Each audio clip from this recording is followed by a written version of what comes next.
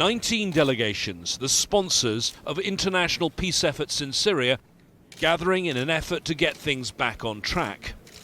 But the most important meeting happened several hours earlier on the 15th floor of the same Munich hotel. This is where Russian Foreign Minister Sergei Lavrov and US Secretary of State John Kerry came face to face. And if you look at those faces, you can tell from the very start this was a difficult meeting. The Russians proposed a ceasefire from March the 1st, but the US said that would mean 3 weeks more aerial bombardment and called for it to begin as early as this weekend. When they finally addressed the media, it was in the early hours of the Munich morning, and it was clear neither man had got exactly what he wanted, but instead they announced an ambitious target of just 1 week in which to stop the violence. We have agreed to implement a nationwide cessation of hostilities to begin in a target of 1 week's time.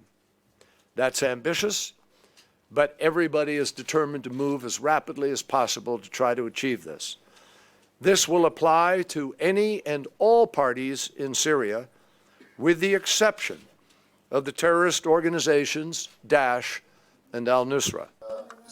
They said a joint task force would be set up to arrange the cessation of hostilities, and another one on getting humanitarian aid to those in most desperate need would meet for the first time in a matter of hours in Geneva. This is the list of the areas and the people who are in need, and the numbers of them.